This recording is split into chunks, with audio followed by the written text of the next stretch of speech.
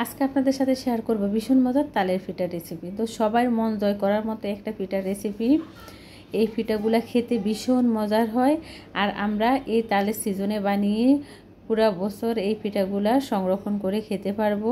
তো ভিডিওটি না টেনে পুরোটা দেখার অনুরোধ রইল। যারা আমার চ্যানেলে নতুন তারা প্লিজ চ্যানেলটি সাবস্ক্রাইব করবেন। আসসালামু আলাইকুম।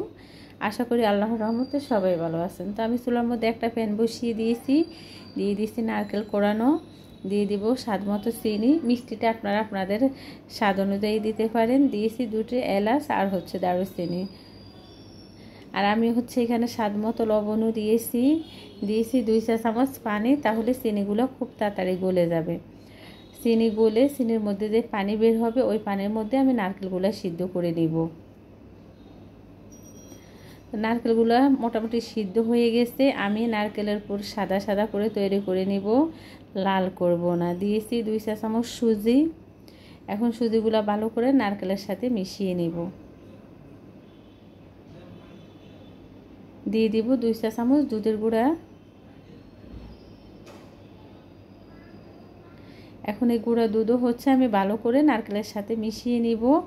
আঠালো আঠালো হলে আমি নামিয়ে নিব। আর খেয়াল রাখতে হবে এই নারকেলের পুরের মধ্যে যেন পানি না থাকে। তো আমার নারকেলের পুরটা হয়ে গেছে, এখন আমি নামিয়ে নেব চুলার থেকে। আমি চুলার মধ্যে আবারও প্যান বসিয়ে দিয়েছি। দিয়ে দিব 2 কাপ তালের রস।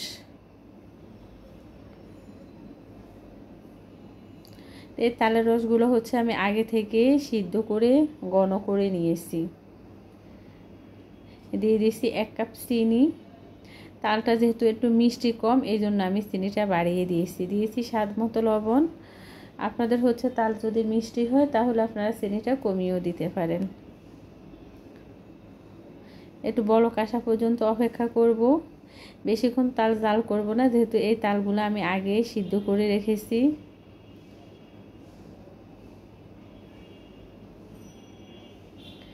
এখন আমি একটু ঢাকনা দিয়ে রেখেছি। আপনারাও এই তাল যখন চুলার মধ্যে রান্না করবেন সাবধানে করবেন, যেহেতু তালগুলো ফুটে শরীরের মধ্যে এসে পড়লে ঠোস পড়ে যাবে। এখন আমি এখানে দিয়ে দিয়েছি চালের গুঁড়া। আমি 2 কাপ চালের গুঁড়ার সাথে আধা কাপ আটা মিশিয়ে নিয়েছি। তা আমি চালের গুঁড়া দেওয়ার পরে 1 মিনিট ঢেকে রেখেছি চালের গুঁড়াটা সিদ্ধ হওয়ার জন্য। চালের গুঁড়া সিদ্ধ হওয়ার পরে এখন আমি কাই তৈরি করে নিব নেড়ে ছেড়ে। প্রথম এই কাইটা মনে হবে একটু নরম হয়েছে, তবে ভয় পাওয়ার কিছু নাই। আমরা চুলা বন্ধ করে যখন ঠান্ডা হতে দিব তখন এই কাইগুলো একটু শক্ত শক্ত হয়ে যাবে। তা আমি কাইগুলো নামিয়ে ঠান্ডা করে মলে নিয়েছি ভালো করে। এখন আমি একটু রান্নার রেগুলার তেল দিয়ে দিব। হাতে আমি 1 চা চামচ তেল নিয়েছি। তেল নিয়ে আমি ভালো করে কাইগুলো আবারও মলে নিচ্ছি।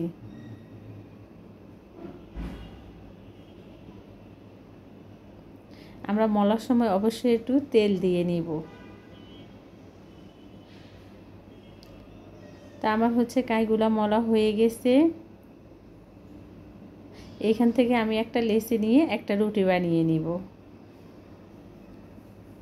তা আমি একটা রুটি বেলে নিয়েছি। দেখেন রুটিটা পাতলা করা যাবে না, একটু মোটা করে বেলতে হবে। তারপরে আমি একটা গ্লাস দিয়ে কেটে নিচ্ছি। আপনারা বাটি কিংবা বয়মের চাপা যে কোনো কিছু দিয়ে কেটে নিতে পারেন, কিংবা ছোট ছোট করে রুটি বেলে নিতে পারেন।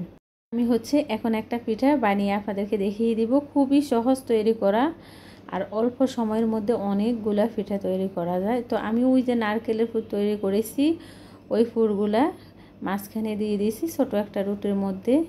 এইভাবে আমরা 2 আঙ্গুলের সাহায্যে 5টা লাগিয়ে দিব চেপে চেপে। তারপরে একটু ডিজাইন দিয়ে নিব মুড়িয়ে মুড়িয়ে। এটা পুরাই অপশনাল, হয়তো সুন্দর দেখা যায় একটু ডিজাইন করে নিলে। তো আমি আরেকটা পিঠাও দেখিয়ে দিচ্ছি। দেখেন খুবই সহজ।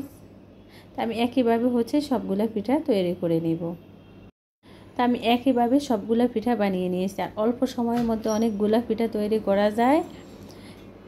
আরও অনেকগুলা পিঠা আছে। এখন এই পিঠাগুলো আমি ডিপ ফ্রিজে রেখে দিব। তো আমরা হচ্ছে সারা বছরের জন্য এইভাবে পিঠা বানিয়ে ডিপ ফ্রিজে রাখতে পারবো। তো আমি হচ্ছে ডিপ ফ্রিজ থেকে এখন পিঠাগুলা বের করে হচ্ছে বাফে দিব, পানির বাফে। যেহেতু আজকে আমার বাসায় মেহমান আসবে, এই জন্য আমি পিঠাগুলা বাফে দিচ্ছি আর আপনাদের সাথে শেয়ার করে নিচ্ছি। তা আমরা হচ্ছে এই তালের সিজনে এইভাবে পিঠা বানিয়ে সারা বছর ডিপ ফ্রিজে সংরক্ষণ করে খেতে পারবো।